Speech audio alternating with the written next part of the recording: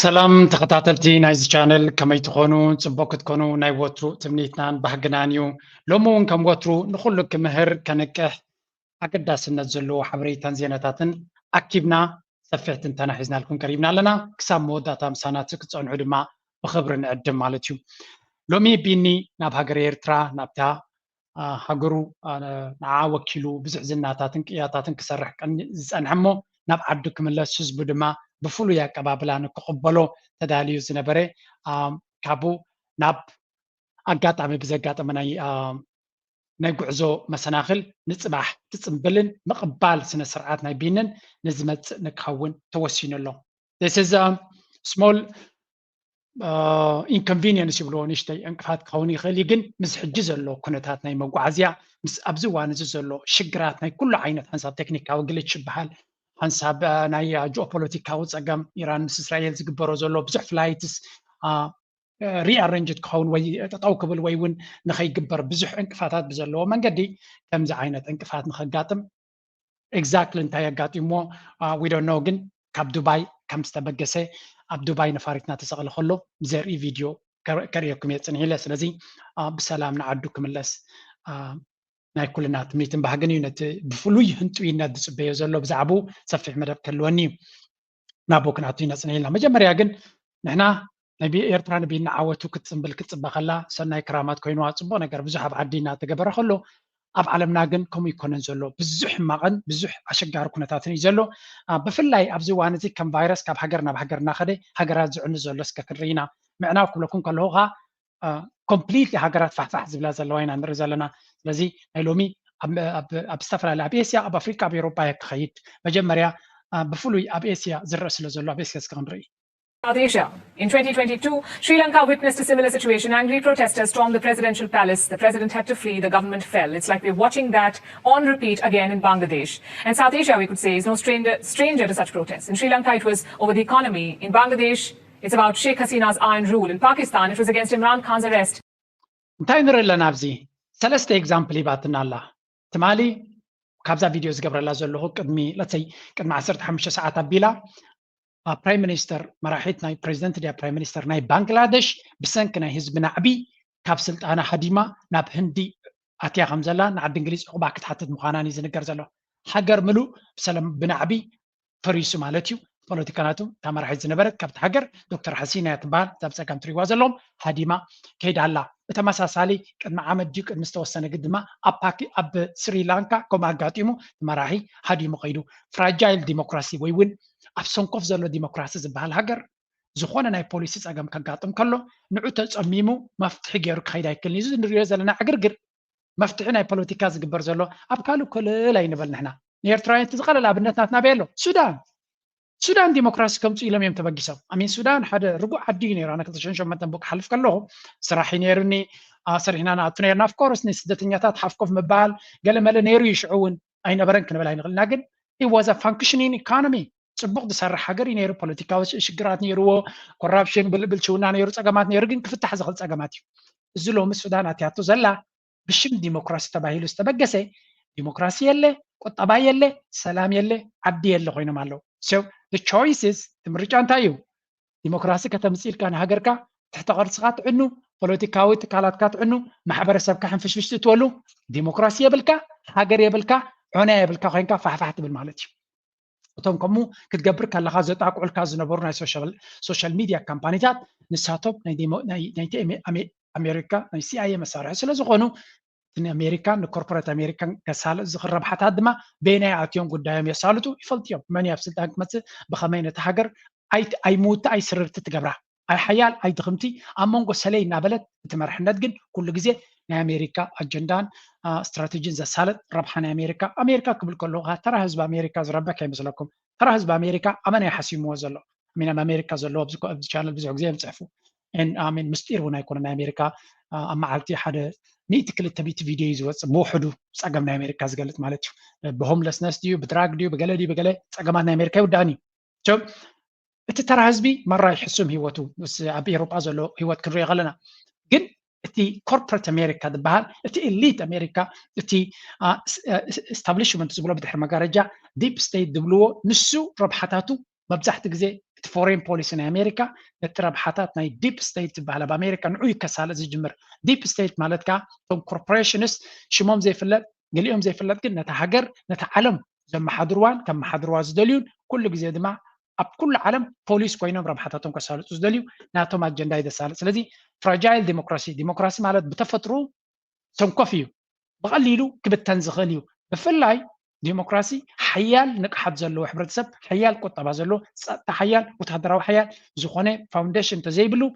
سريلانكا كندي غزيهم خينالا باكستان كندي غزيهم خينالا بنغلاديش مبل كالاي زيادي غلملي and the story goes on and on and on كينيا نيجيريا دما صنهلان رينا اب اثيوبيا دما the next step كم زغل Sudan is already a big example انت وريدو مالو ስለዚህ ካብቦታ ናብ ቦታ ብሽም ዲሞክራሲ ሃገራት ከመይለን ይፈርሳለዋ እዚ ድማ ከም ሞዴል ጽቡቅ ሞዴል ተባሂሉ ያይ إليت أمريكا كتاكو عليهم زوعلو كنتنقع كنكلالنا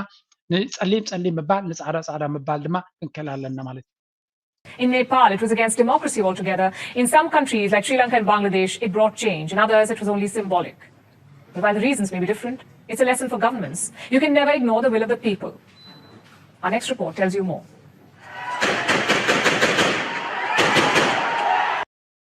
So, دليتنا حزبي كتتكبر دليتنا حزبي شلل كبحال يبلون بحقن حساباتنا حزبي كتسالطوا الله كعبات كما يجركا حزب مالات كمان كل حزب حد عينة حساب دي زلو حد عينة ربح دي زلو حد عينة دليت دي زلو حد سب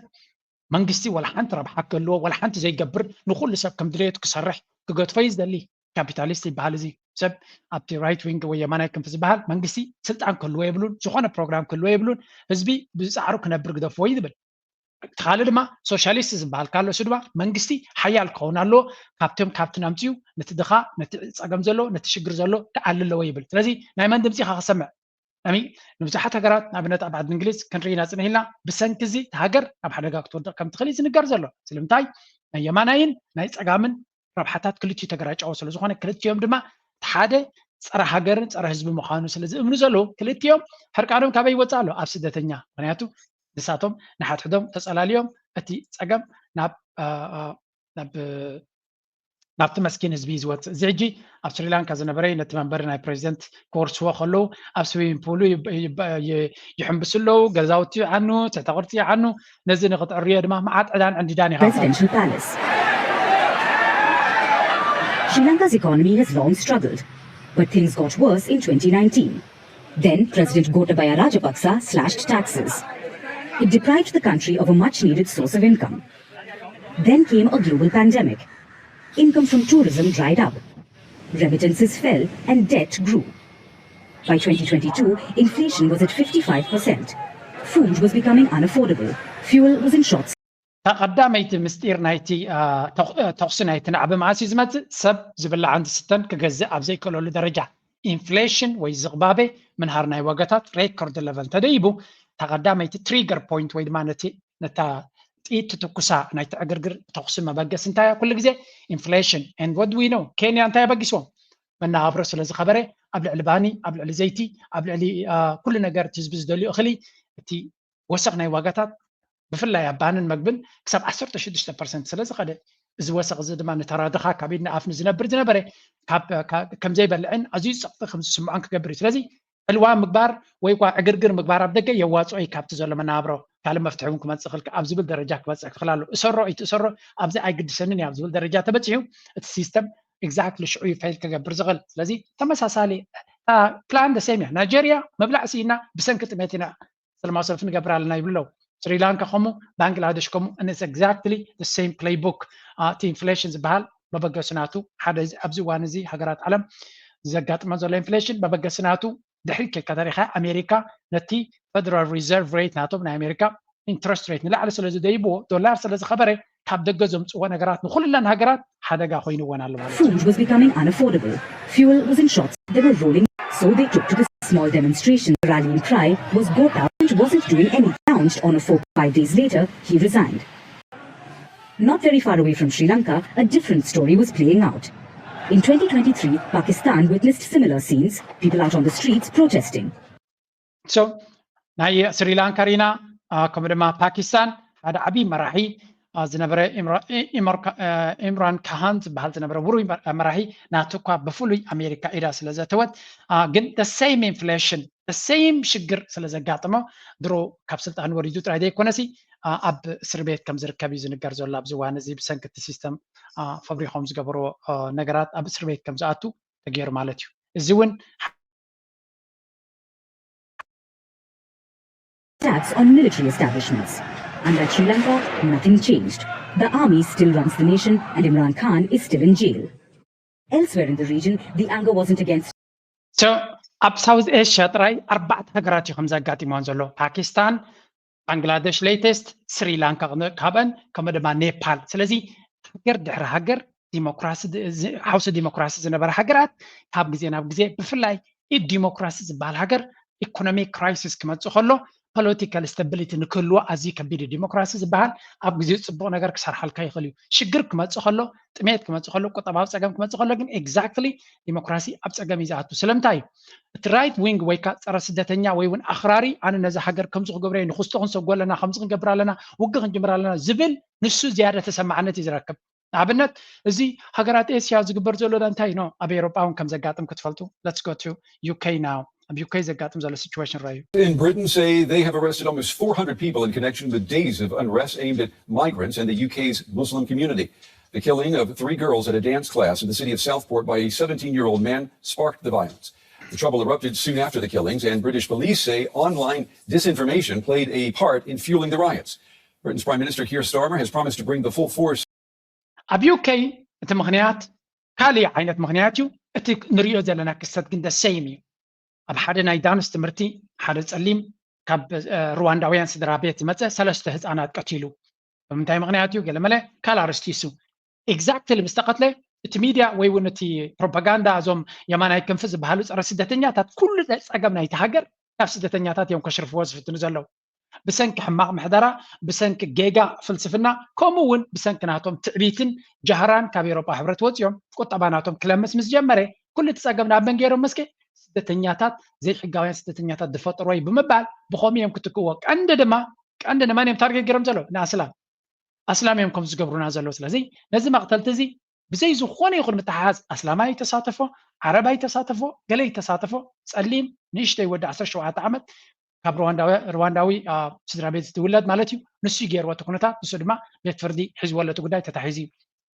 ኣብኡ ከለዉ ግን ሕጂ ድመፀ ሰብ ኢሎም ብፕሮፓጋንዳ ናቶም ሓደ ካብ ብባሕሪ ዝሰገረ ብዘይ ሕጋዊ መንገዲ ዝኣተወ ገይርዎ ኢሎም እቶም የማናይ ክንፊ ፀረ ስደተኛታት ኣብ ፅርግያ ወፂኦም መዓት ዕንወት ናይ ስደተኛታት ቦታ ምዕናው ድዩ ንኣስላም ሕጂ ከሰምዖም እዮም ክሳዕ ክንደይ ኣስላም ኣብ ዓዲ እንግሊዝ ሽግር ኣጋጢሞም ከም ዘሎ እዚ ክብል ከለኹ ኤርትራዮም ዝሓት ኣስላም ኣለው ኣብ ዓዲ እንግሊዝ ዝነብሩ ዘሎ ፕሊዝ ቢ ኬርፉል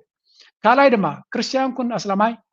they will not know ፈልጡ ካይኩሉን እዮም ተኣኪቦም መፅኦም መዓት ቪድዮታት ሪኦ ኣለኹ ናብ ኤክስ ኣብዚ እኳ ከምፆ ይክልኒ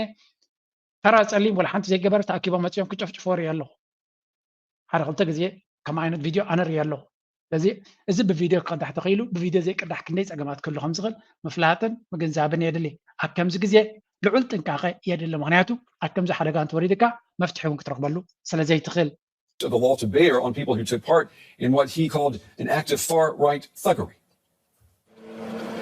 The aftermath of attacks by far-right groups on this hotel in Rotherham, targeting the asylum seekers living here. So, ኣብዚ ሕጂ ከም ንሪኦ ዘለና ኣብ ዕቑባ ንዝሓቱ ዘለዉ ተኣኪቦም መፅኦም ነቲ ገዛናቶም ብዙሕ ዕንወት ከም ዝገበሩሉን ንዑ ንምፍራስ ብዙሕ ከም ዝተገበሩን ስለዚ ስደተኛታት ሓደጋ ኮይኖም ኣለዉ ምክንያቱ ፀገም ናይ ዩኬ ስደተኛታት እዮም ዝብሉ ዘለዉ ስደተኛ ወላ ሓንቲ ፀገም የብሉ ስደተኛታት ፀገም ኮይኑ ይፈልጥን እዩ ፍሹል ፖለቲካዊ ኣካይዳ ፍሹል ቁጠባዊ ሞዴልስ ዝኽተልዎ ዝነበሩ ትዕቢት ዘይምስራሕ ካልእ ነገራት ናትካ ፖሊሲታት ምብልሻው ዝፈጠሮ ፀገም ናብ ስደተኛ ከተሽርፎም ፍታን እዚ ከዓ ርኡይ ፍሉጥ ተርእዮ እዩ ኣብ ግዜ ናዚ ቅድሚ ክንደይ ዓመታት ሂትለርን ናቱ ፓርቲን ኩሉ እቲ ፀገም ካልኦት እዮም ዝገብርዎ ዘሎ ብምባል ነቲ ዝነበረ ቁጠባዊ ፀገም ናይ ጀርመን ብሰንኪ ኣይሁዳውያንን ካልኦትን እዮም ገይሮም ብምባል እቲ ዝዓበየ ኣብ ልዕሊ ሰባት ዝተፈፀመ ወራር ካልኣይ ኩናት ዓለም እውን ምዝኮይ ሕጂ ንሪኦ ዘለና ተርእዮ ዘተሓሕዝ ኣለዎ እዩ የማናይ ኣብኡ እውን የማናይ ክንፊ ነይሩ እቶም ኣኽረርቲ የማን ዝበሃሉ እዮም እቶም ናዚ ዝበሃሉ ዝነበሩ ስለዚ ሕጂ ንሪኦ ዘለና እውን ተገምጢሉ ዝመፅእ ዘሎ ኤግዛክትሊ ቅድሚ ካልኣይ ኩናት ዓለም ምጅማሩ ኣብ 29 ዝጀመረ ከንታይ ነይሩ ዲፕ ክራይሲስ ዲፕሬሽን ዝብልዎ ኢኮኖሚክ ዲፕሬሽን ዝበሃል ኣብ ታሪክ ተራእዩ ዘይፍለጥ ኣብ ዕስራታት ዝጀመረ ኣብ 2019 ግን ስታክ ማርኬት ናይ ኣሜሪካ ኮምፕሊትሊ ሜልዳውን ዝገበረ ብኡ ገይሩ ድማ ናብ ኤሮጳ ሰጊሩ ኤሮጳ ኮምፕሊት ድኽነት ዝኣተወሉ ግዜ ኣመና ስለ ዝኸፈ ድማ እቲ የማናይ ክንፊ ናይ ሂትለር ፓርቲ ድማ ካብዚ ንምውፃእ ኢሉ ሓደ ኣዝዩ ዓሌታዊ ዝኾነ ፖሊሲታት ሒዙ ኸይዱ ሰብ መሪፅዎ ኣብ ስልጣን ኣምፅዮ እሞ ብኡ ገይሩ ድማ እቲ ካልኣይ ኩናት ዓለም ልዕሊ 100 ሚልዮን ወላ 50 ሚልዮን ሰብ ዝተቐተለሉ ኩነታት ድማ ብኸምይ ተፈጢሩ ሕጂ እውን ንሪኦ ዘለና ኣብ ጀርመን ይኹን ኣብ ፈረንሳ ኣብ ዓዲ እንግሊዝ እቶም የማናይ ክንፊ ከመይ ኢሎም ይመፁ ኣለዉ እቲ ኩናት ዓብ ክጅምር ተኮይኑ ድማ ብሰንኮም እዩ ኣብ ዩክሬን ንሪኦ ዘለና ኖርማል ኩነታት ኣይኮነን ናብ ካልእ ክምዕብል ዝኽእል እዩ በት ዩኬይ ጉዳይ ናይ ውሽጦም እውን ባዕሎም ክፈትሑ ዘይምኽኣሎም ናይ ብሓቂ ዘገርም እዩ ናብ ካልእ ከተዝግሮ ኣብዚኣ ሓንቲ ከርእየኩም ደልየ ዘለኹ መዓት ዝተሸፋፈኑ ሰባት እዮም ጥንቃቐ የለን It was a report spread on the riots are often ኣብ ሶሻል ሚድያ እንተሪኢኹም ካብዞም የማናይ ክንፊ ናይ ዩኬ እንታይ እዮም ዝብሉ ዘለዉ ፖሊስ ምስ ስደተኛታት ኮይኑ ንዓና ይሕግዘና የለን ንሕና ደቂ ዓድና ኣብ ዓድና ተወሪስና ባይ ደ ወይ ስደተኛ እንተሪ ኮንካ ቢ ቨሪ ቨሪ ኬርፉል ብከምዚ እንተቐፂሉ እቲ ኩነታት ምንባርና እውን ሽግር ክኸውን ከም ዝኽእል ስደተኛታት ዋላ ዜግነት ይሃልወና ዋላ ገለ ይሃልወና ንዖም ስለዘይንመስል there's a danger ኣብ ከምዚ ፀገም ክበፅሕ ከሎ ተኣኪብካ ዕንወት ምግባር መብዛሕትኦም እጂ ኣብዚ ትሪእዎም ኣለኹም ኣብ ካልእ ዓይኖም ዓሚቶም ከምዚ ማስክ ገይሮም ዝኸዱ እዮም ስለዚ ሓደጋ ናይ ምውራድ ተኽእለሎ ተኣኪቦም ዘለዉ ሰባት ክትሪኡ ከለኹም ጥንቅቕ ዝበለ መንገዲ ክትከዱ ከም መተሓሳሰቢ እውን ከቢለ የምፅያ እዛ ቪድዮ ንውሕ ዝበለ ስለ ዝኾነት እቲ ፕራይም ሚኒስተር ዓብ መጠንቀቕታ ይብሎ እንተሰሚዖሞ ማለት እዩ ወታደራት እውን ክሰድድ ምዃኑ ነቲ ኩነታት ንምቁፅፃር the disorder. Whatever the apparent motivation, this is not protest, it is pure violence, and we will not tolerate attacks on mosques or our Muslim communities. So the full force of the law will be... So እንታይ ዝብል ዘሎ ብዘይ የገድስ እንታይ እቲ ምክንያት ናይቲ ሰላማዊ ሰልፊ ኣብ ልዕሊ ህዝብና መስሊም ዝኾኑ ህዝብናን ኣብ ልዕሊ መሳግድን ዝግበር ዘሎ መጥቃዕቲ ብፍጹም ከም ዘይንፃወሮን ኩሉ ዝከኣል መጥቃዕቲ ኩሉ ዝከኣል ግብረ መልሲ ምዃናን እቶም ገበነኛታት ድማ ብዝቐልጠፈ ፍርዲ ዝወሃብሉ መንገዲ ክንፈጥር ኣለና ናበለ visited on all those who are identified as having taken part in these activities. But condemnation by the government has not dissolved all fears. These members of London's Muslim community say they no longer feel safe. I feel very stressed and it's a very distressing moment in our life. We've never seen this kind of far-right group acting against anti-immigrant. So we are... So ከም ትሪእዎ ዘለኹም እቶም እስላም ብጣዕሚ ስጋኣት ይስምዖም ከም ዘለዎን ሽግሪ ይስምዖም ከም ዘለዎን እቲ ኩነታት ድማ ርዱ እዩ ስለምንታይ ከም ይስምዖም ኣሎ ቢካዝ እቲ ብፍላይ ድማ ነተን ደቂ ኣንስትዮ ረይወን ምክንያቱ ምስቲ ክዳነን ምስቲ ሕጃበን ብቐሊሉ ታርጌት ክኾና ስለ ዝኽእላ ቀሊል ክኸውን ኣይኮነን ዓብ ጥንቃቐ ዘድልዮን ምንቅስቃሳትካ ኩሉ ብጥንቃቐ ክኸውን መተሓሳሰቢ ከቢድ የድልዮ We are living fear and anxiety. This could be anything could happen to us. Well, I feel threatened, scared to come out my house because Muslim people, we're not terrorists. That's how I feel like. I feel like we're being threatened. It's not safe. Several countries, including Indonesia and Nigeria, have warned their citizens living in or visiting the UK to stay vigilant. So ገለ ሃገራት ከም በዓል ቱኒዝያ ድን ናይጀርያ ድን ገለ መለ ብፍላይ ነቲ ሙስሊም ሕብረተሰበን ንዓዲ እንግሊዝ ክግበር ዝኽእል መገሻታት ልዑል ጥንቃቐ ባይ ዘ ወይ ንዓዲ እንግሊዝ ክትገሹ ትሓስቡ ዘለኹም you have no reason ሓደጋ ኣብ ዘለዎ ዕግርግር ኣብ ዘለዎ በዓልካ ከይድካ ሽግር ኣይትረክብን ኢኻ maybe book ገይረ ተልኩም I don't know I cannot say but ንዓዲ እንግሊዝ ትገሸሉ ግዜ ኣይኮነን ንዊሕ እዋን ከም ኢለ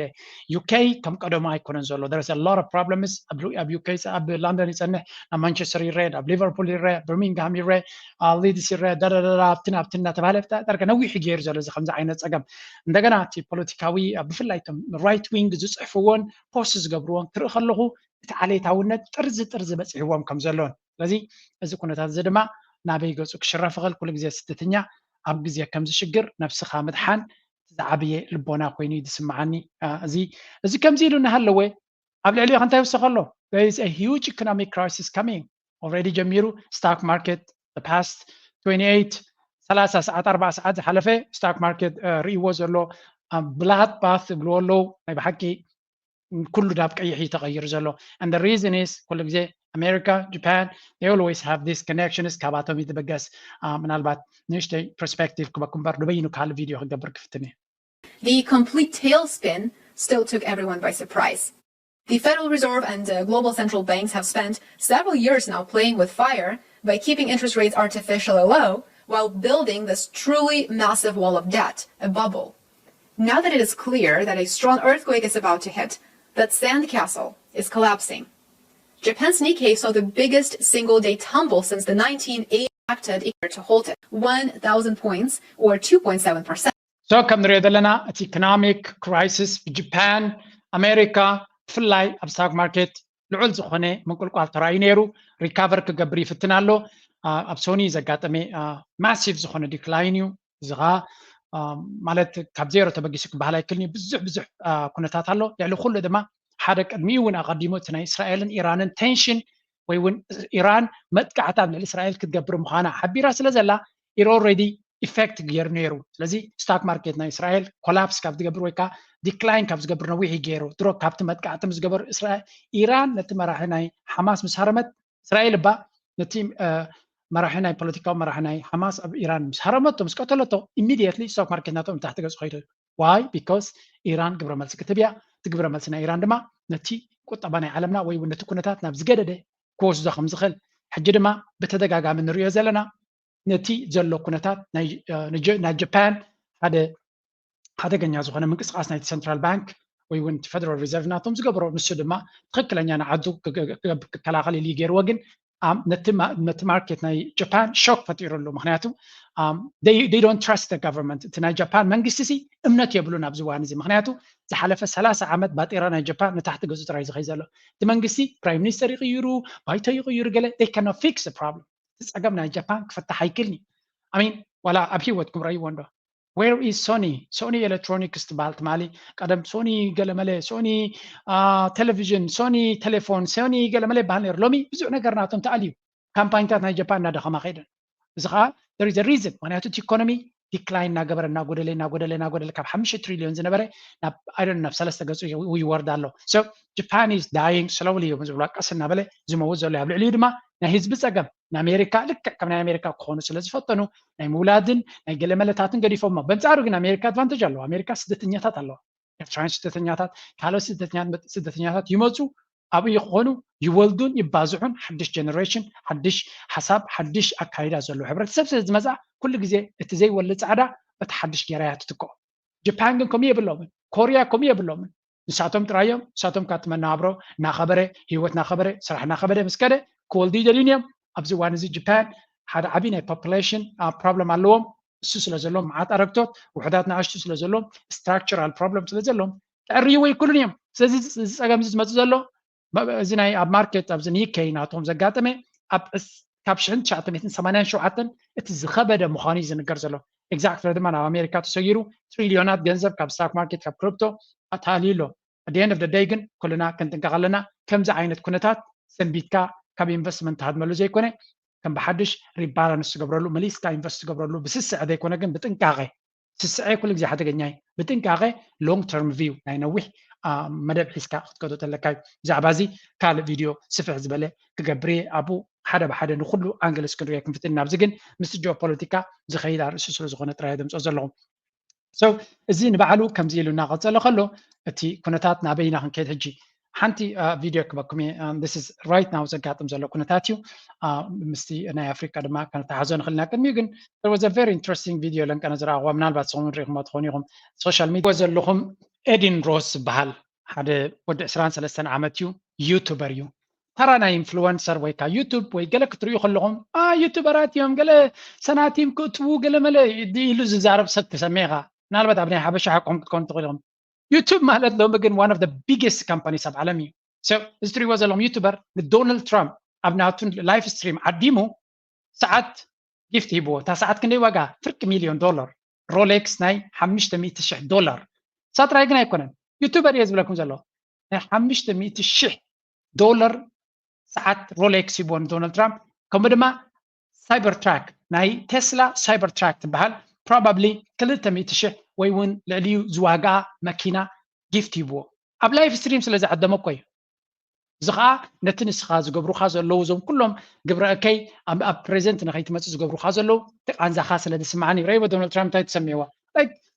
ኣብ ዩቱብ ዝግበር ዘሎ ሎሚ ብፍላይ ንኣሽቱ ደቅኹም ንኣሽቱ ዘሎ they should always consider ዩቱብ እንድሕሪ ፅቡቕ ኣንግል ረኺቦም ብፍላይ ኣብዚ ናይ እንግሊሽ ስትሪም ክዕወቱ እንተኽኢሎም man you can do many things ጽሉላት ዩቱበራት ቆልዑ ትሪእዎም ኣለኹም because they make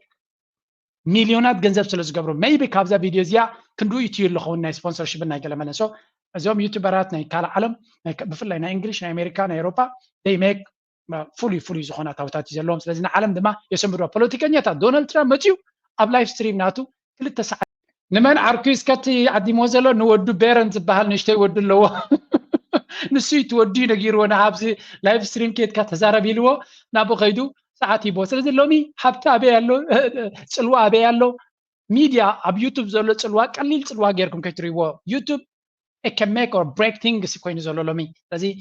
ብፍላይ ኣብ ዩቱብ ቶም ዓበይቲ ኢንፍሉዌንሰርስ ሎሚ ፖለቲከኛታት ናይ ዓለሙ ንሳቶም እዮም ሼፕ ዝገብርዎ ሎሚ ኣብ ሲኤንቢሲ ወይ ኣብ ሲኤንኤን ወይ ኣብ ቢቢሲ ከይድካ ኢንተርቪው ምግባር bring nothing really መንሰይ ኣበይ ናይዚኦም ቪድዮታት ብሚልዮናት እዩ ዝረአ ከምኡ ድማ ተተቆሪፁ ናብ ቲክቶክ ኣዲ ናብ ገለ መለኻ መዓት እዩ ዝኸይድ ስለዚ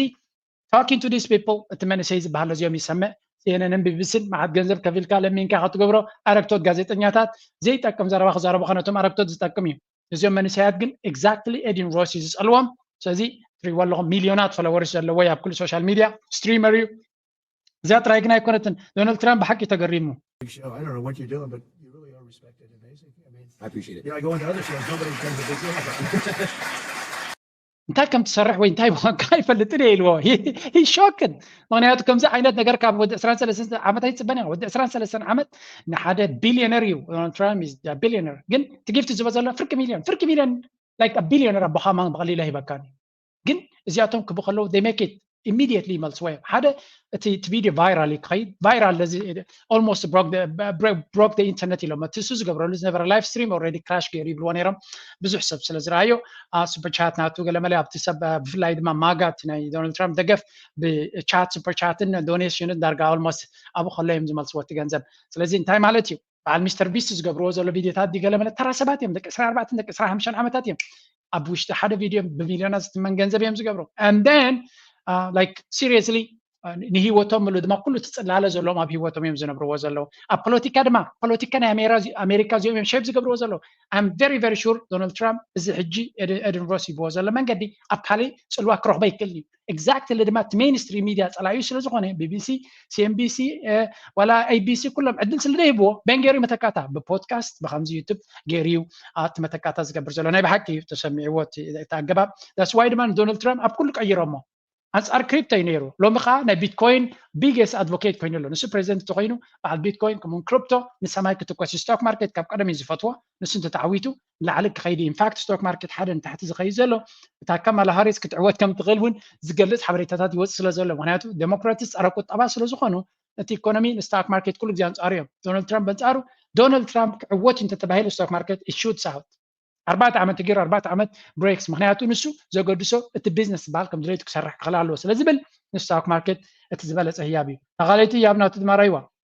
እዚኣ ትሪእዋ ኣለኹም ሳይበር ትራክ ትበሃል ናይ ኢሎን ማስክ እታ ሌቴስት ላንድ ክሩዘር እዩ ዋላ ጥኢት ኣያትዎ ዋላ መጥፍዕ ኣያትዎ ኢሉ ዝሰርሓ እዩ ናይ ቴስላ ፕሮዳክት እያ በታ ፈተነ ቅትለት ምስ ተገበረትሉ ዝገበራ ስእሊ ገይሮም ዲዛይን ካስተማይዜሽን ገይሮም ከምዚ ገይሮም ይቦሞ ኢሎን ማስክ እውን ዶናልድ ትራምፕ ይድግፍ ስለ ዘሎ ኣይ ቲንክ ሜይቢ ብናቱ ናይዚ ኤደን ሮስ እዩ ኢሎን ማስክ ኢትዎ ዝብል የለን ግን ብሓፈሻ እዞም ንኣሽቱ ቆልዑ ትሪእዎም ዘለኹም ደቂ 20 ዓመት ደቂ 23 ዓመት ኣብ ፖለቲካ ናይ ኣሜሪካ the biggest place እዩ ዘለዎም ምክንያቱ millions of people are following them ስለዚ ሶሻል ሚድያ ቀሊል ከም ዘይኮነን ብሶሻል ሚድያ ክግበር ዝኽእል ስራሕ ድማ ክሳዕ ክንደይ ሓያል ምዃኑ ንክትፈልጡ ኢለ እዚኣ ኣቕሪበልኩም ዘለኹ ምናልባት ኣብ ካልእ ብሰፊሑ ክንሪኦ ንኾነ ናብታ መኪና ኣትዩ ዛዕባ እታ መኪና ይዛረብ እንታ ልክዕ ከም ናቱ ክዳን ገይሩ እንዲኻ መፅዩ ልክዕ ከምኡ but these kids are ናይ ብሓቂ ዘገርሙ እዮም ናእሺ ይኮኑን እንዲኦም ቆልዑ ይኮኑን ግን ቆልዑ እዮም ካብ እቲ ሓደ ክትሪኦም ከለኻ ኣብ 23 ዓመት ማልቲ ሚልዮነር ክኸውን ወዲ 25 ዓመት 26 ዓመት ሚስተር ቢስት ዝበሃል ትዛዕበየ ዩቱበር ማለት እዩ ቢልዮነር ብዩቱብ ቻነል ሲ ማልቲ ቢልዮነር ኮይኑ ኣሎ ኦልሬዲ ሶ እንታይ ማለት እዩ ሶሻል ሚድያ ኢዝ ቢካሚንግ a way of life a way of work ሰባት ሂወቶም ዝመርሑሉ እዩ ደቅኹም ናብ ዩቱብ ድዩ ናብ ገለ መለ ክኸዱ ከለዉ ኣብ ዓጀውጀው ዳ ከይልዎ እምበር ኮንተንት ክሬት ክገብሩ ተጀሚሮም ከተተባብዕዎም ከነተባብዖም እዩ ዝግባአና ምክንያቱ that's where the real potential is ድሕሪ ከኢሎሞ ማለት እዩ እዚኣ ከም ለበዋ ክነግረኩም ይደሊ ናብ ኣፍሪቃ ክሰግር እየ መጀመርያ በዚያ ክንጅምር ቅድሚያ ግን ነዚያ ስምዕዋ እስኪ How he breaks down the current U.S.-China relationship. The entanglement of China and the U.S. is profound. And in fact, everyone complains about China, but our trade with China is going up. And everything we do to try to prevent things, China can nullify. In other words, if you think about the sanctions on Russia over Ukraine. ዝትሪዎ ዘለኹም ቀደም ናይ ቸርማን ናይ ጉግል ዝነበረ እዩ ሕጂ ድማ ኣብ ፔንታጎን ገለ ካብቶም ኣማኸርቲ ዝበሃል እዩ ንቻይና ብኸመይ ክትቅርቅራ ትኽእል ክዛረብ ከሎ ንቻይና ብንግዲ ክንሓስያ ይንኽእል ኢና ምክንያቱ ንግዲ ናትና ምስ ቻይና ዓብዩ ንሕና እንተቐፂዕናዮም ኤግዛክትሊ ማዕርዩን ዝሕምምን መቕፃዕቲ ክቡና እዮም ስለዚ ኩሉ ነገር ክንገብሮ ንኽእል ካብኡ ዝመርር መርዚ ክቡና ይኽእል እዮም ክስሕና ድማ ንኽእል ኢና እንታይ ክንገብር ኣለና እዩ ዝብል ዘሎ ስምዕዎ ናይ ኣሜሪካ ነገር ፕሬዚደንት ኢሳያስ ክንደይ ግዜ ተዛሪባ ክንደይ ግዜ ብዚኣ ምፅልኩም ኣለዎ ፌር ኮምፒቲሽን ክብሉ ከለዎ ሓሶት ምዃኑ ፌር ኮምፒቲሽን ወይ ከዓ ማዕረ ዝኾነ ውድድር ኣይኣምኑን እዮም እንታይ ዳ ዓለቕ ሓንኩሎም ዓሚፆም እግርኻ ሰይሮም ኢትካ ሰይሮም ክስዕ ክሓልፉካ እዮም ዝደልዩ ኤግዛክትሊ ከምዚኣ ቃል እዚኣ ክደግሞዋ ከለዎ ከስማዓኩም እየ China just, instead of having iPhones in Russia, they have Chinese phones, which are quite good. The key is to find control points that the Chinese cannot replicate. In the case of microchips, the US found its እንታይ ዝብል ዘሎ እንድሕር ንቻይና ክንሕምማ ኮይና ኤግዛክትሊ ኣበይ ክሓሙ ይኽእሉ ሪና ልክ ኣብታት ሕመሞም ክንሰብሮም ክንክእል ኣለና እግሮም ኢዶም ኣብታት ሕመሞም ክንሃርሞም ኣለና እንታይ ማለት እዩ ብዓቕምና ክንሰግሮም ንኽእል ኢና ዝብል እምነት የብላን ኣሜሪካ ስለዚ እንታይ ክትገብር ዘለዋ እግሮም ክንሰብሮም ኣለና ኢዶም ክንሰብሮም ኣለና ነዛ ዘረባ እዚኣ ኣብዚኣ ስምዕዋ ሕጂ ክትግሮም ኢኹም ኤግዛክትሊ ቃል ብቓላ ከስማዓኩም እየ ከማ ክብሉ ከለዉ እዚኣ ጓል ስምዕዋ ሕጂ ነቲ ውድድር ናቶም ክትዛረባ director of the Aspen Security Forum, who states, The United States and our friends and allies have been the undisputed technology leaders for decades. And now we have someone who's running the race and running really fast, and that's ኣሜሪካን መሻርክታን ኣብ ዝሓለፈ ዓመታት ነዊሕ ዓመታት ቴክኖሎጂካዊ ፀብለልታ ቀዳሞት ኢና ነርና መወዳድርቲ ነበራና ንኩሉ እቲ ሸው ድማ ንሕና ኢና ንመርሖ ነርና ኣብዚ እዋን እዚ ግን ሓደጋ ወዲቕና ኣሎ ሓደ ሃገር ቻይና ዝበሃል ሙሉእ ብሙሉእ ብቕልጣፈ ከማና ዝጎይ ዘሎ ክሓልፈና ዝኽእል ኢና ንርኢ ዘለና ስለዚ እንታይ ክንገብር ኣለና ስምዕዋ እዚ ኣብ ናይ ኣስፐን ሴኪሪቲ ፎረም ናይ ሴኪሪቲ ናይ ዓለም ዝዛረብሉ ኮንፈረንስ እያ ትዛረብ ዘላ ስምዕዋ ሕጂ China. So the goal here should be for the US and our friends and allies to run faster in this race. There's two ways to win a race. One, you hobble the other guy. And Alan and team are working on that. سمعوا لهم تايلا سو عبد ጉዳይ እዚ ክንዕወት ኮይና ቀልጢፍና ክንጎይ ኣለና ብጉያ ቀልጢፍካ ክትዕወት ኮይንካ ክልተ መንገዲ ኣለኩም ኢላ ክልተ መንገዲ ኣለና ሓደ መንገዲ ነቲ መጓይትና ሓንኩልና ክነውድቆ ክንክእል ኣለና ሓንኩልና ዓንቂፍና ክነውድቆ ክንክእል ኣለና እንታይ ትብላላ ኣላን ዝበሃል በዚ ዘሎ ንሱን ናቱ ቲምን ናብቲ ምሕንኳል ናይ ቻይና ናይ ካልኦትን ሙሉእ ኣተኪሮም ይሰርሑ ኣለዉ ስለዚ ተቐዳማይ ተወዳዲርና ክንዕወት ኣለና ዘይኮነ መጀመርያ መወዳድርትና ክንሓንኩሎ ከነውድቆ ክንሰብሮ ክንክእል ኣለና this is the goal they always use this technique እዚ ክርዳና ክኽእል ኣለዎ fair competition ክብሉ ከለዉ ንመፅሓፍ ንቲዮሪ ንመምሃሪ ንቃላት መፀበቂ እዩ and reality every time ክቅደሙ ክጅምሩ ከለዉ ምሕንኳልን ምዕማፅን ምእጋድን ምስባርን is the technique ሸውናቶም ብኸመይ ዝኸይድ በዚ exactly ኣብ ሪል ታይም ዘረባናቶም ካብ ኣፎም ሰሜካ ክትምሃር ክትክእል ኣለካ ብዛዕባ ቻይና ሰይጣናዊ ዘረባ ክዛረቡ ከለዉ ቻይና ሰረቐቶ ወይ ዝገዝኣቶ ወይ ዝደብደበቶ ሃገር የለን ድሕሪ ንግዲ ደሊኻ ወርቂ ክሸጠልክ ተልካ መርሓባ እንታ ገንዘብ ወርቂ ካበና ይብሉኻ ኣሜሪካ ግን ንዓኻ ነቲ ስርዓትካ ፈንቂሎም ነቲ ወርቂ ብጥሩሕ ወሲዶም ግድባይ እዮም ዝብሉኻ that's how እቲ ዲፍረንስ ፍልልይ ናቶም ንፁር እዩ ሕጂ ስምዕዋ ፅቡቅ ጌርኩም ስምዕዋ ምናልባት ዘጋነ እንደለኹ ከይመስለኩም ኣብዚ እቲ ነገራት ኩሉ ክርዳእና ክኽእል ኣለዎ Allies have been the undisputed technology leaders for decades. And now we have someone who's running the race and running really fast, and that's China. So the goal here should be for the US and our friends and allies to run faster in this race. There's two ways to win a race. One, you hobble the other guy. And Alan and team are working on that. There's another way to do it, which is to run faster ourselves. To be honest, it's pretty cringe. سمعكم هذا؟ هذا حنقول كم موداغيو نوعو ጽቡቅ ጌሮም ሒዞሞ ዘለዉ ጋንታ ኣለውና ተኻላይ ድማ ንባዓልና ድማ ቀልጢፍና ክንጎይ ክንፈትን ክንክእል ኣለና ስለዚ ካብ መጀመርያ ቀልጢፍካ ንስኻ ብነፍስኻ ኣተኪርካ ትሬኒንግ ጌርካ ማዕቢልካ ክትቅድመ እዩ ዘለካ ግን ኣሜሪካ ኣብኡ ይተኣምን እያ ሓንኩላ ከተውድቐካ ኣለዋ ስለዚ ኩሉ ነገር ኣብ ምሕንኳል ዝተበገሰ ምዃኑ ካብ ኣፎም ኢና ንሰምዖ ዘለና ምሕንኳል ግን ነዊሕ ኣየገልግለካን እዩ ስለምንታይ ክሕንኩሉ ዝነበሩ ካብተን ንኣሽቱ ሃገራትን ክስጓጉ ጅምሩ ስለ ዘለዉ The last planes leave Agadez Air Base after about 800 American troops left in early June. So እዚኣ ትሪእዋ ዘለኹም ሰራዊት ናይ ኣሜሪካ ካብ ኒጀር ናይ መወዳእታ ክፋልናቶም በዛ ነፋሪት ካብ ኒጀር ተጠሪዞም ተሰጊጎም ይወፅኡ ኣለዉ ናይ ብሓቂ ዘገርም እዩ ኒጀር ትማሊ ብዕልዋ ስልጣን ዝሓዘ መንግስቲ ንኣሜሪካ ዝኣክል ሚልዮናት ገንዘብ ኢንቨስት ዝገበርዎ ልዕሊ 110 ሚልዮን ዶላር ኢንቨስት ዝገበርሉ ኢንፍራስትራክቸር ናይ ዲፈንስ ናይ ድሮን ቤዝ ናይ ሙሉእ ኣፍሪካ ድሮን ቤዝ ዝበሃል ዝነበረ ውፁ ካብዚ ኢሎሞም ነቲ ትሕቲ ቅርፂ ብምሉእ ንራሽያ ሂቦም ኣሎ ሰራዊት ናይ ራሽያ ሓይሊ ናይ ራሽያ ናትይዎ ኣሎ ኣሜሪካ ድማ ቦርሶኦምን ቴንዶኦምን ጠርኒፎም በዛ ነፋሪቶም ናይ መወዳእታ ክፋሎም ዝወፅሉ ዘሎ France 24 report ዝገበረ ኢና ንርኢ ዘለና ናይ ራሽያ ወይ ናይ ቻይና ሪፖርት ኢኮኖሚ July, just 200 remained on Nigerian soil. It brings to an end their presence in the country at the demand of Niger's new military rulers, who are determined to open a new chapter in relations with. So, ከምዛ ትሪእዋ ዘለኹም ኣሜሪካ ዝነበራ ፅልዋ ዝነበራ ሓይሊ ዝነበራ ዓብላልነት ሓደ ብሓደ ብፍላይ እዚ ኣብ ኒጀር ዘጋጠመ ብዙሓት ኣሜሪካውያን ስኮላራትን ናይ ዲፈንስ ኣናሊስትን ክዛረብዎ ሰምዐ ዝዓበየ ውድቀት ናይ ኣሜሪካ ዘንፀባርቕ ኩነታት ምዃኑ ኢሎም ሓደ ንእሽተይ ሃገር እሞኻ ኣንስቴብል ዝኾነ ቀን ብቁርብ ትለይ ዕልዋ ገይሩ ስልጣን ዝሓዘ ሰብ ካብ ሃገሩ ነቲ ዝዓበየ ቤዝናትካ ክዕፅወካ ዝኽእል ተኮይኑ እሞ ወላ ሓንቲ ግብረ መልሲ ክትብ ዘይትኽእል ተኮይንካ ክገብሩ ስለ ዘይክእሉ ይኮኑን ኤቭሪቲንግ ኣሜሪካ ክገብርዎ ዝኽእሉ ራሽያ ክገብርዎ ስለ ዝኽእሉ ምርጫ የብሎምን ምክንያቱ ምስ ራሽያ ኣብ ዩክሬን ኣብ ዲቕ ዝበለ ውግእ ኣለዉ ሕጂ ድማ ኣሜሪካ ንእስራኤል ክትድግፍ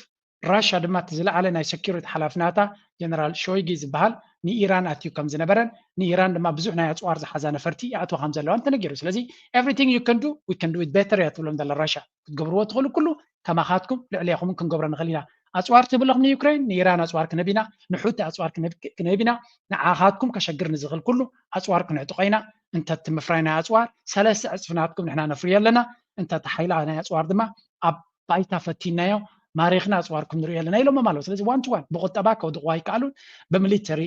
ዓቕሚ ከውድቕዋ ይከኣሉን ናይ ምፍራይ ዓቕምናቶም ከውድቕዋ ይከኣሉን ስለዚ እዚ ኩሉ ከዓ ቻይና ኦን ሪዘርቭ ከለዩ እዚ also another power ቻይና ነዚኣ ነገር እዚኣ ክገልፀልኩም ዝኽእል ሓንቲ ፅብቕቲ ቪድዮ ክበኩም እየ ምናልባት ከተስሕቐና እውን ትኽእል ትኸውን እዚኣ ቪድዮ ክበኩም So ኣብዚ እንታይ ንርኢ ኣለና ኣስከራይ ዋዛ ቪድዮ እዚኣ ከተስሕቐኩም እየ ኣሜሪካ ንካልኦት ሃገራት ክድንን ከላን ራሽያን ቻይናን ኢራንን ክመፅዎ ከሎ ከበይሉ ይሕባ ረይዎ ኣሜሪካ ካልኦት ንኣሽቱ ሃገራት ክረክብ ከሎ ድንደና ረይዎ በቃ ምፍርራ ሓያላት ክመፅዎ ከለዉ እዚ ወዲ እዚ ዝሰርሖ ቪድዮታት ብጣዕሚ ደስኻኒ ንእሽተይ ሃገር ተረኺቡ ደንድኖ ሓያላት ክመፅዎ ከለዉ ወላ እስራኤል ሓያል ተባሂሉ እኮ ብፍላይ ናይ ራሽያ ክመፅዎ ከለዉ ረይዎ ከመይ ዝኸውን ሽጉጥ ኢልካ ንካልኦት ክድንድን ፀኒዕካ ሓፍ እሊ ራሽያ ኢራን ቻይና ክሓልፉ ከለዉ ከምዚያ ጌርካ ትሕልፎም ንኣሽቱ ሃገራት ድማ ኣምፂኻ ኣፍንጮም ናደፍደፍካ ሓይልኻን ጉልበትካን ተርኢ and this is very interesting tendency ኣብ ኣሜሪካ ንሪኦ ዘለና ካብ ኣፍሪካ ድማ ሓንቲ ናይ መወዳእታ ኤግዛምፕል ክኸበክመ ሽዑ ናብ ቀርኒ ኣፍሪካ Nigeria remains in the grip of deadly protests. Since the 1st of August, tens of thousands of people have taken to the streets against what they call bad governance and the soaring cost of living. So far, about a dozen people have died. On Saturday, protests turned more hostile and the security crackdown intensified. So on Sunday, Nigerian President Bola Tinubu finally spoke up. He said that he understands the people's pain and frustration. ሪወደ ኣለኹም ናይ ናይጀርያ ፕረሲደንት ልክዕ ከም ዊልያም ሩቶ ኣብ ኬንያ ዘጋጠሞ ከምኡ ድማ ዶክተር ሓሲና ኣብ ባንግላዴሽ ኣጋጢምዋ ብውድቀት ካብ ሃገራ ክትሃድም ዝተገደደት ልክዕ ናይ ናይጀርያ ድማ ናይ IMF ስራሕ ቅድሚ ዓመት ዝተገበረ ናብ ዕዳጋ ክትቀይሩ ኣለኩም ኢንተረስት ሬት ናትኩም ክትቀይሩ ኣለኩም ናትኩም ኤክስቼንጅ ሬት ክትቀይሩ ኣለኩም ማርኬት ሬት ክትገብርዎ ኣለኩም ኢንቨስትመንት ክትስሕቡ ተባሂሉ ገንዘብ ክንሕግዘኩም ኢና ቢልዮናት ክንበኩም ኢና ተባሂሉ መነባብሮ ናይ ድኻታት ስለ ዝሓሰመ ኣብ ፅርግያታት መፅዮም መዓት ዕግርግር መዓት ዕንወት መዓት ሽግር የጋጥም ኣሎ እቲ ፕሬዚደንት ድማ ወፂኡ ኣብ ቅድሚ ህዝቢ ኩነታትኩም ይርዳእኒ እዩ እንታይ ክገብር ክእል ክብል ጀሚሩ ከም ዘሎ but it's not easy ብቐሊሉ ክፍታሕ ዝኽእል ጉዳይ ስለ ዘይኮነ And he urged Nigerians to end the protest. But will they? Our next report tells you. Day 5. Nigeria remains on edge, as the West African nation is only halfway through the designated 10 Day 5 ይበሃል ኣሎ ኣብዚ ድማ እዚ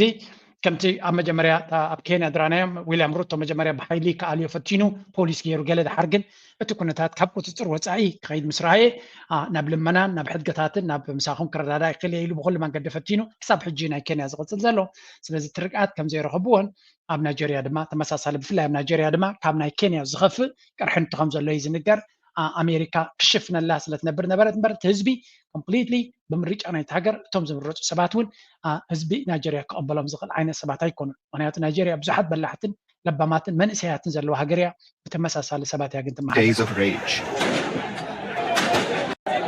On August and across the country's commercial began, 700 people have 50 according to the blaming as became more hostile. Nigerians, especially our youth. I have heard you loud and clear. I understand the pain and the frustration that drive this protest. And I want to assure you that our government is committed to listening and addressing the concerns of our citizens. But we must not let violence and destruction tear our nation apart. So ማለት ችግርኩም ይርዳእኒ ግን እዚ ትገብርዎ ዘለኹም ነቲ ሃገር ሓደጋ ይተውድቕዎ ሓቂ እዩ በቲ ሓደ እዚ ኩሉ ዝግበር ዘሎ ዕንወት ገንዘብ ሓፂሩና ሽግር ኣጋጢሙና ኢልካ ትገብሮ ዘለካ መሊስካ ዕንወት ኢኻ ተምፅእ ዘለካ ንዓድኻ ንዑ ንምፅጋን ንዑ ንምራይ ድማ ገንዘብ ከድልዩ ክርከብካ ኣይኮነን ስለዚ እወ እቲ መንግስቲ ሰሚዑ ትክክለኛ መልሲ እንተዝህብ ነይሩ ቀደም ከም ኣይመፀን ግን ኦልሬዲ ንነዊሕ ዓመታት ኣብ ብልሽውና ናብ ስርቅን ዝነበረ መንግስቲ ዋላ እውን ሕጂ ብኣፉ እንተበለ ከኣምንዎ ይኩሉን እዮም ልክዕ ከምቲ ዊልያም ሩቶ ማእሲኻ ሓሶት ተጠው ተብሎ ምክንያቱ ክንደይ ግዜ ሓሲኻን ኣሽዕካናን ኢኻ ብምባል ዝተዛረብዎ እቲ ኩነታት ድማ ነዚ ይመስል ኣብ ኢትዮጵያ ድማ ኢትዮጵያን ኤርላይንስ ገለገለ ሰባት ከም ዝፅልና ኢትዮጵያን ኤርላይንስ ዘለና ይመስለና ግን እቲ ንሪኦ ዘለና ንሰምዖ ዘለና ነዚ ይመስል Ethiopian Airlines, in my books, you are cancelled. And if you're not going to take your clients seriously, then you should lose business. You should lose business because you don't care about the people that fly with you. Hello everyone, so it's taking me a couple of days. So እዚኣ ትሪእዋ ዘለኹም ኢትዮጵያን ቢዝነስ ኢትዮጵያን ኤርላይንስ ሕማቅ ከም ዘጋጠማ ካብ ባንኮክ ንኣዲስ ኣበባ ፍላይ ክትገብር ከላ ስለዚ ብሽም ኣፍሪቃዊ ትካል ወይ ምዕቡእ ሓያል ኣፍሪቃዊ ትካል እዩ ኢልካ ንሓደ ሕማቅ ዝኸይድ ዘሎ ሓደ ግዜ ዘይኮነ ብተደጋጋሚ ሕማቅ ኣካይዳ ዝኸይድ ዘሎ ትካል ሸፋፊንካ እንተኸይድካዮ ንምውዳቑ ኣይተጥሕኖን ኢኻ ምውዳቑ ይተርፎን እዩ ኢትዮጵያን ኤርላይንስ ሓደ ዓብይ ካምፓኒ እንተኮይኑ ዓብ ካምፓኒ ዝገበሮ ናይ ኣፍሪቃ ትካል ስለ ዝኾነ ይኮነን ፅቡቕ ሰርቪስ ይህብ ስለ ዝነበረ እዩ ስለዚ ኣብዚ እዋን እዚ ኤርትራውያን ካስተመርስ ሕጉሳት ከም ዘይኮኑን ብዙሕ ኣብ ልዕሊኦም በደላት ከም ዘጋጥም ዘሎ ብተደጋጋሚ መልክዕ ክዛረብዎ ፀኒሖም እዮም ኣብ ሶሻል ሚድያ ብዙሕ ካምፔይን ተገይሩ እዩ ኣይሰምዑን እዮም መመሊሶም ይደግሞ ኣለዉ መንግስቲ ኤርትራ ድማ እቲ ናቶም ፍላይት ተጠዋቢልና ያለና ኢሉ ምክንያቱ ዝሃቦም ሓበሬታታት ተቐቢሎም ለውጢ ክገብሩ ስለ ዘይረኣዮም ስቲል ኢትዮጵያውያን እንታይ ዝብሉ ዘለዉ እዚኦም ወላ ሓንቲ ሃኒፆም ዘይፈልጡ ኤርትራውያን ሓሳዳት ገለመለ ንኢትዮጵያን ኤርላይንስ ዝሓሰዶ ኤርትራዊ የለን እቲ እንኮ ሰርቪስ ናትኩም ሕማቅ ስለ ዝኾነ ምሳኹም ክንሰርሕ ኣይንኽእልና እዩ ዝብሎ ዘሎ እዚ እቲ ነምፅኦ ዘለና ድማ ፈብሪክና ኣይኮናን ዘጋጠሞም ሰባት ሽግር ዘጋጠሞም ሰባት ከምዝን ኣጋጢሙ ንክብሉ ከለዉ ኤርትራውያን ድማ ብዙሓት ኣብዚ ገንዘብ ተሰሪቆም ንብረት ተሰሪቆም ብዙሕ ነገር ኣጋጢሞም ብዙሓት ሰባት ሽምና እቲ ናትና ኩነታት ስለ ስጋኣት ዘለና ኣይትንገረልና እምበር ብዙሕ ፀገም ያጋጢምና ኢልኩም ኣብ ወሳብ ፅሕፍለይ ዘለኹም ይርኢ ኣለኹ ግን ብዙሕ ግዜ ስለ ዝገበርኩ ትርጉም የብሉን ኣብ ዝሓለፈ እውን ናይ ሓደ ኤርትራዊ 10,000 ፍራንክ ከም ዝሰርቕዎ ኣምፅኤልኩም ነይረ ስለዚ ካብ ዜሮ ተበጊስና ኣይኮነን ልዕሊ ኩሉ ነዚ ናይ ሲኤንኤን ዝገበሮ ድማ በቃ ብዛዕባኡ ዘይበልዎን ዘይተዛረቦን የለን When did you book these tickets? I booked them around, I think it was 5th of March. So you had these tickets for months? For months, yeah. With seats on them? With seats on them. And we only get to find out at the gates that our tickets are on standby, which we weren't informed. كم ساعة قاله يقاتني بدوري أو من البعض أشمو يروح خون خليه بدوريو نتناي كاسو زنبرة ككرش زنبرة مولو دولار وسيدو ككرش أبناتي يوتيوب بالعالم بتاعتنا حانت من $100 جيرو كبابي أرنو $5 زخون بباش أشوفه يوتيوب مالتي من البعض كيف التي سنتين نريد لنا زين ريوز لنا نيرتراويان ناتي فلورس أفريقياويان يكونون ويقالوا تكون إيرتراويان يهم فلو تقبروني قالوا يلا نقبل لكن لكن زبز حسب إيرتراوي ስለዚ ኤርትራዊ እቲ ኩነታት ነዚ ይመስል ጥንቃቐ ግበር ኢና ንብል ዘለና ጥንቃቐ ግበር ሓደ ፀገም የጋጥም ኣሎ ክበሃል ከሎ ጥንቃቐ ውሰድ ነዚ እናሰማዕካ ስጉምቲ ተወሲድካ ኢትስ ኦኬ ኢትስ ዮር ቾይስ ፀገም የብልናን ምርጫኻ ኣብኡ ኢና ቱኒና ግን ነቲ ዝመፀካ ድማ ከም ናተይ ኢልካ ተቐበሎ ስለዚ ፀገም የብሉን ኣነ ሓበሬታ እየ ዝህበኩም ውሳነ ግን ናባኹም ይገድፎ እቲ ዘሎ ፀገም ፅቡቕ እንተጋጢሙ ድማ ነቲ ፅቡቕን ከነምፅኦ ኢና كم وتر دما نعقدكم اتزول حبريتا كم مهب أنا قلت بنا في لايزا فيديو زيا أب تويتر بوست مزجبر كوانا زاقوالي زيا زقات ما بزوج سجمات أكندي نتقول لات نجارات كرمز فتنو ويغرتا زبلو بنشارو حسوتيهم كلتيهم دراما يمسريهم إثيوبيان إيرلاينز نمبلشاو I don't think so انتاير بحلو من إثيوبيان إيرلاينز نزقات أما كم زيلو قات أما كن إحنا هنا نيرنا كبلو يقولون يرم قلا يبلونيهم تزي نيسركو كناتات كم زلو يرداكا جن it's very sad هذا تكال كم زكون كله جينا أبتنا أتناكم اللتينا لومي مور بزعبنا يرتراس بزلني حبريتا نعود كتالي عمليات تور دي فرانس كلتشان عسان 4 بينام قرما حساب ساعات نقو أسمراخ تركب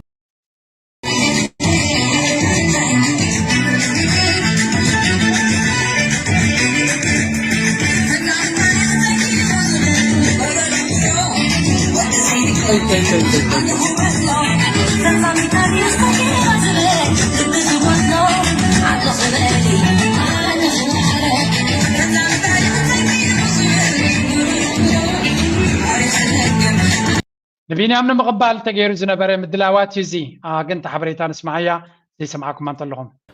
حبريتا نعود كتاليا ماليا تور دي فرانس 2024 بينيام جرما حساب ساعات نغو اسمراخ تركب زغبا زنبرت نفاريت لستدناغويتن كنتات زناب اب قمت بمئتاون اتناي مقبال سنه سرعات نصباح ربع شوعت نحاس نغو اب تمساسل ساعات كفتم مخالو كنحبر نفوتهم كل تمدب بتقدمو تمديبو زنبره سنه سرعات نصباح ربع شوعت نحاسه كاب ساعه 8 فرق نغو كقصل مخانو نحبر كوميشن بحال سبورتن عاوت نحباش حبريتا زين ريو زلنا تي ناي بيني اقبابلايو كالو انت مساسال حبريتاتات يبنيرم دس بل سلازغونه انريوسكه انا املع كورنعات عالم كونكم ناي بيني مقبال كم زتري ورلكم كتما اسمرا كاچاف نچاف بزبي قبيبو معريغي يزلو كلاتنا نبيني مقبال تدالينا لنا انت وانا جن بزا نايلو معلت بيني بسنك خونتات عير نفاريت كتعلم سلازي كالت نصباح تغير لو تمقبال لوم يدما صقم يبولون صباح نقبلو دحر صباح نقبلو صقم زلو يكونن سلازي بزا نايلو مخنتات تغيرا سلازلان صباح كلنا همز حجي سبت اكيبو معريغو صنحه صباح ون كومو خبيبنا نقبلينا عمنا صباح مدبي رخبنا يعني لنا هذا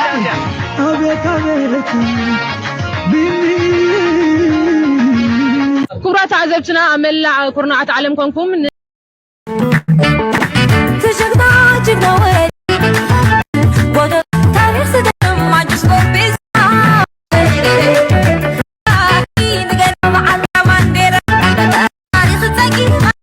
ناي كريكم دليتن هي قاطامي غنا يرخبكون الله انت فيديو نيرات ان بينيام كابير لاينس كبغس كله تري فيديو نيراتني ترخيبك بكم يغن بينيام مس دمص حفاش انترفيو غير نيرو اسكذا دمص زيا سمعوا دحريوناتي ريتو كبير بيني انكو حغوسكا نسيمبا حغوسكا بتامي دسيلنا انكو ازرانا تبو امين انكو حغوسكو بينيام صلاتي او وشتخام بك يا زلخا فيتامين ان زي من بركاخ اتكا زي مخاب بينيام ارترا بينيام نبلالونا مو ام مسرح كددم كلخا بزابا ارترا انت تحسب واحد حيش على توددر تلخا ناي وددر من مقرعي شعور حشان كحمبابي من ورشا اروي سباسكي اروي سباسكي شبنكم سو خمزري ودلهم اب نفاريت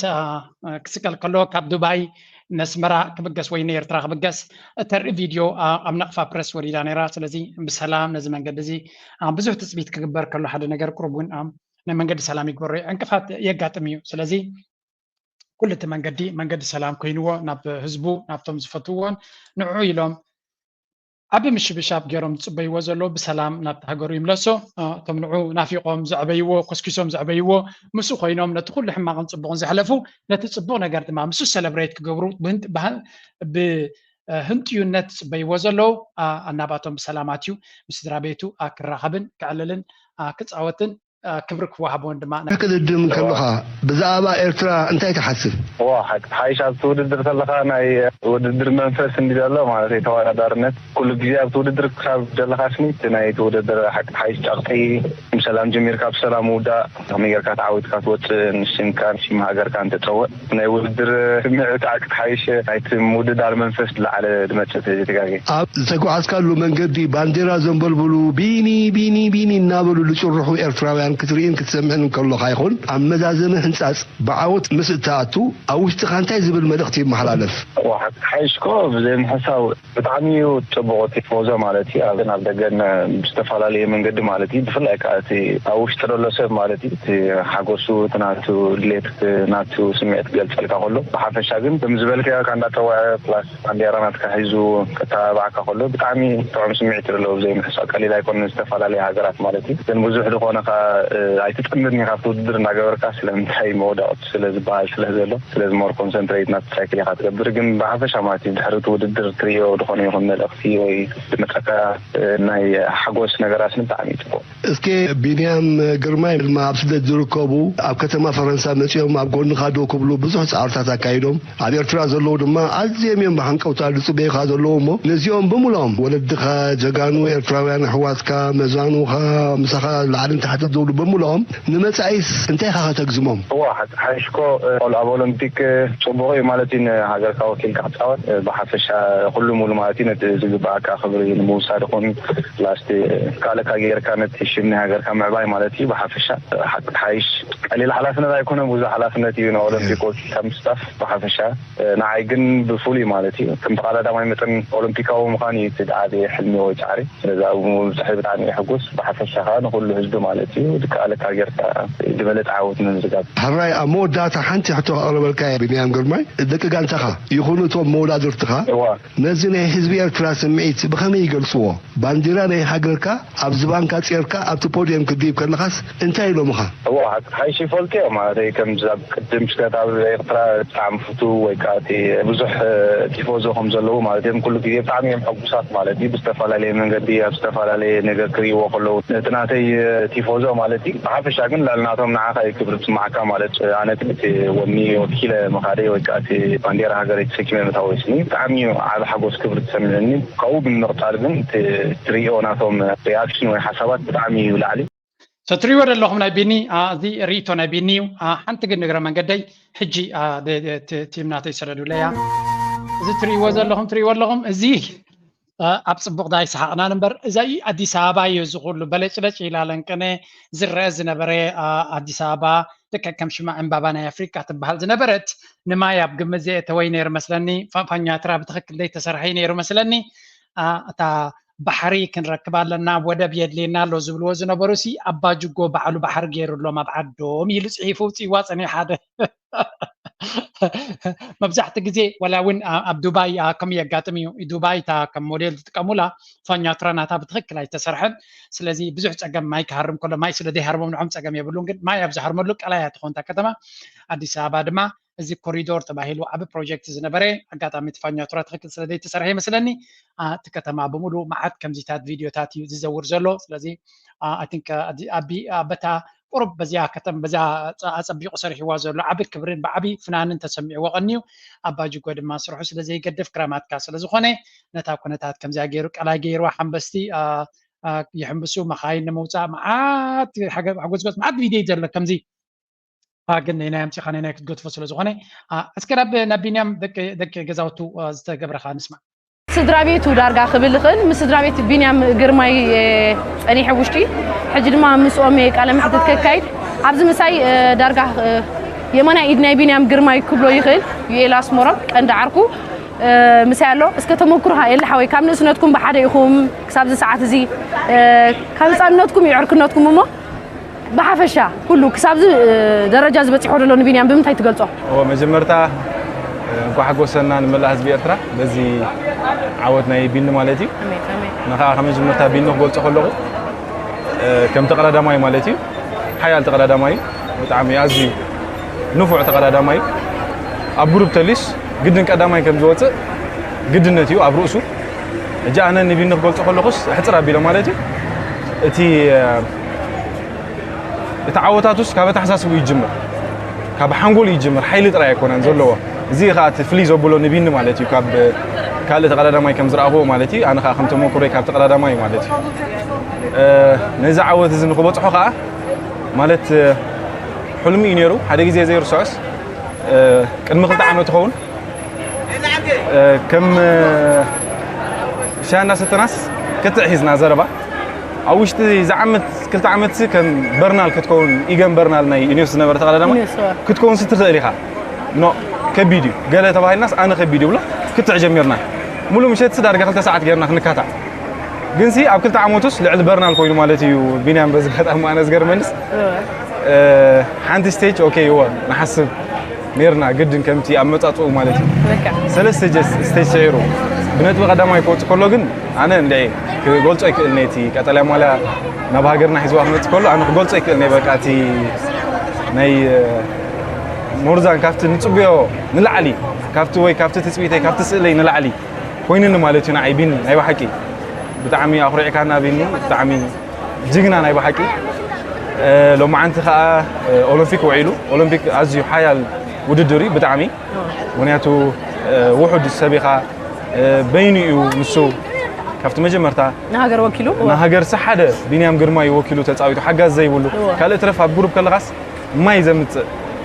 يدليكا مغبي زمت يدليكا ولا دسه اذا غير خبس مولو معلت وعيلوس حنصات رغيتو مالت كلتشحن اسرانسي مرهاونا ماني اليوم بحنساب كورسو غيرو حدا نتا حدا خسو قالو خيلي وقت غزيتي كلتا خوينو اتليست علن تبلو سبسي مساخا ود هاجر كاس قالو بغونها زغن ازيو خبيت مس بعل ريمكو مس بعل فانارت مس بعل نيذرلاند مس بعل فانوربول كتقادمزي ازيو كبيدي اولمبيك راي بسلام اجميرو بسلام زودو فطاري نمسغن سولوس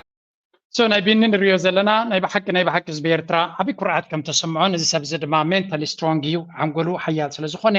እዩ ዝውፅኢት እዚ ዝመጽእ ዘሎ ለለ ኩሉ ኣነ ዝሕጉሰኒ ቢንያም ኣብዚ ደረጃ ምብፅዖ ዘይኮነሲ ዝረኣየኒ ብሕጂ ዝመፁ ወለዶ እዮም ብሕጂ ዝመፁ ታለንትስ is going to be another level ምክንያቱ everything ኣብ ብሽክሌታ ከም ዝከኣል ፕሩፍ ገይረሎም ኣሎ everything ታናይ መወዳእታ ትበሃል ቀጠልያ ማለሲ ከም ጸሊምሲ ኣብ ናይ ዓቐበት ክትዕወት ትኽእል ኢኻ ኣብ ናይ ገለመለ ግን ኣብ ናይ ስፕሪንት ናይቶም ኤሊት ኤውሮጳውያን ኣካደሚ ዘለዎም ልክዕ ከምዚ ናይ 100 ሜትሮ ጉያ ስፕሪንት ድማ ናይቶም ኤውሮጳውያን ዝበሃሉ እዩ ነይሩ ስለዚ ኣብኡ መፅኡ ቀጠልያ ማልያ መንጢሉ ካብ ቱር ዲ ፍራንስ ካብ ፕሬስቲጅስ ዝበሃል ውድድር ቀጠልያ ማልያ ስለዝወሰደ ኤቭሪቲንግ ኢዝ ፖስብል ቢንያም ኩሉ ነገር ከም ዝከኣል ፕሩፍ ገይርዎ ኣሎ ንዓለምና ኤርትራውያን መንእሰያት ድማ ኣብ ዓለም ኮኸብ ብፍላይ እጅ ዝግበረሉ ኣቀባብላት መንግስቲ ኤርትራ ዝገብሮ ዘሎ ውራይ ኢሎም እዮም they are very smart እዚ ዘርእይዎ ዘሎ if ቢንያም ክበፅሖ ተኺሉ ንስኻ ትንሽተይ ዘለኻ ወዲ 10 ወዲ 5 ዓመት ወዲ 4 ዓመት ወዲ 11 ወዲ 20 ዓመት ዘለኻ ኩሉ ክትገብር ትኽእል ኢኻ ተራ ተወዳዳሪ ድረታ ይኮንካሲ ናምበር 1 ኣብ ዓለም ክትከውን ትኽእል ኢኻ the number 1 master sprinter ይኮን ዘሎ ቢንያም ስለዚ ከምዚ እውን ክትከውን ትኽእል ኢኻ ኣብ ኩዕሶ ክትከውን ትኽእል ኢኻ ኣሉ ስሌማን ኣብ ኣፍሪካ በቂሉ ኣብ ኢትዮጵያውን ኤውሮጳ መፅኡ ክበሃል ሰሚዐ ይፈልጥኒ ኣነ ካብ ክለባት ናይ ኤውሮጳ ናይ ኢትዮጵያሲ ንኣፍሪካ መፅኡ ክበሃል ሰሚዐ ይፈልጥኒ ይህልው ኾኑ እዮም but I didn't know ኣነ ዝፈልጦ የለን ካብ ኤርትራ ንኢትዮጵያ መፅኡ ካብ ኢትዮጵያ ድማ ፀብለል ኢሉ ንስዊድን መፅኡ ኢሎ maybe ሓደ መዓልቲ ፕሪሚየር ሊግ ወይ እውን ላሊጋ ኣትኸውን because the guy is very very good ዝኻ ኣብ ኤርትራ ብዙሕ ታለንት ነይሩና ኣለና ሕጂ እውን እቲ ፕላትፎርም እቲ ሞራል እቲ ኩነታት እናተኸፈተ ተኸይዱ they will do it ክደጋገም እዩ ብፍላይ ኣብ ዓውዲ ብሽክሌታ ምስቲ ዘሎ ኣብ ግራስ ሩት ሌቨል ኣብ ትሕቲ ዘሎ ፖቴንሻል ናይቲ መንእሰያት እዚ ናይ ቢንያም ኣርኣያ ወሲኽካ ሞቲቬሽን ነቲ ቢንያም ንገብሮ ዘለና ክብሪ ህዝቢ ዝገብሮ ዘሎ ክብሪ ኣኽብሮትን ኩሉ ስእልናቱ ላዕሊ ገይሮም ኣለዉ እቶም ህፃናት ቢንያም ዝብላ ሓንጎሎም ከኣትዩ and they will be like ቢንያም ንቢንያም ድማ ልዕልዩ ክኾኑ ብዙሓት ወለዶ ክፈርዩልናዮም እዚኣ ጥራያታት ተሐጉሰካ ክፋል ስለዚ ንቢንያም ዝግበር ዘሎ ሕልፍ ዝበለ ሴሌብሬሽን ኣብ ድኳናት ድዩ ኣብ ገለመለ ዘለና እዚ ኩሉ ንሪኦ ዘለና ዝተጋነነ እዩ ዝብል ሰባት ኣለዉ ኖ ኣይትጋገዩ ኤቭሪቲንግ ንቢንያም ዝግበር ዘሎ ነዚ ስእሊ እዚ ቢንያም ኣይኮነ ዝሪኦ ዘሎ በቲ ጎደና ዝሓልፍ ዘሎ ቆልዓይ ዝሪኦ ዘሎ ቢንያም ኣብዚ ዓብዩ ብሽክሌታ ኣብዚ ይፃወት ነይሩ ከምዚ ይፃወት ነይሩ everything is going to change in their mind if you see it you believe it እዮም ዝብሉ እንተሪኢኻዮ ጥራይኻ ታምኑ ይከኣል እዩ ክብሉካ ይኽእሉ እዮም ኣብ መፅሓፍ everything is possible but they haven't seen it now ሕጂ ሪኦም ኣለዉ they have seen it they have witnessed it ታሪክ ትጅግንነት ቅያ ነቢ ንሪኦም ኣለዉ and they will try to do it emulate ክገብሮ እዮም ሕጂ ቢንያም ዝገብሮ ተኮይኑ ጎረቤቱ ዘሎ ነፀላ መንደቑ ኣብ ጥቁ ዘለዉ ቢንያም ድማ I really hope ናተይ ተስፋ እዚኣ ቢንያም ናብ ኩሉ ዞባታት ክዘውር ናብተን ዓበይቲ ከተማታት ከምዚ በዓል መርሃዊ ከይዶም ዋላ ቢንያም እውን ይገብር ነይሩ ናይ ዞባ ኣንሰባ ውድድር ኣብ ከረን ክገብሩ ከለዉ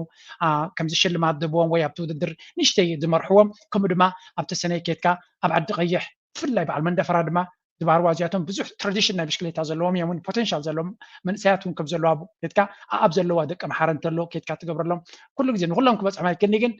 በብሓደ ኩሎም እቶም ስፖርተኛታት ናኸዱ ከተባብዕዎም because you never know talent ካበይ ይመፅእ so give the chance ከምኡ ድማ እቲ ዝግበር ዝነበረ ደገፍ ናይቲ ኮሚሽናት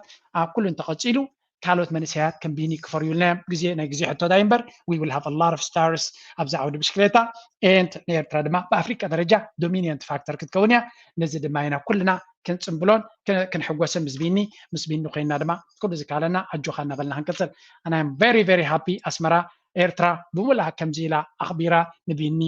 ክትቀበሎ ከላ ነቶም ዝመፁ ወለዶ ኣርኣያ ስለ ዝኾነ ብዙሓት ድማ ከምኾኑልና ስለ እንደሊ ጥራዩ በዚያ ጥራይ ክንርዳ ኣለና ናይ ሎሚ ኣርስቲ ኣብዚ ክውድየ ላይክ ግበሩ ሰፖርት ግበሩ ናትኩም ርእቶ ናትኩም ሓሳባት ከምኡ ድማ ናትኩም ኮሜንት ግደፍ እናበልኩም ከም ወትሩ ምዝያ ጥዕምቲ ደርፊ ገጥፈኩም እየ ምክንያቱ ነቲ መንፈስና ተድሊ ደርፊ ኮይና ስለ ትስምዓኒ تلقى تلتقى مالو مش لوسخة سنفق كوينو أنا يبل بزن كمن بسا أنا انتلقى يبلون أبسا أنا يبل أنت حادد بي أنا يبل كلنا أتكعب أنا يبل كلنا أتكعب أنا يبل أنت حادد بي أنا يبل حادنتك يعبي أنا تلقى يبلون أبسا أنا يبل وزن كمن بسا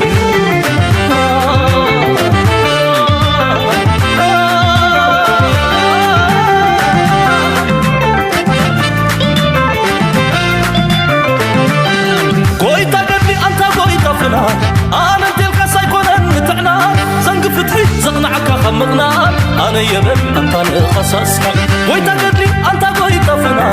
أنا تلك أيكونن متعنا زنق فتحي زغنعك خمقنا أنا يبل أنت نخصصنا أنا يبل أنت إريتراوي أنا يبل سبب مرهاوي أنا تلك يبلون أبس أنا يبل قوزن كمان نسا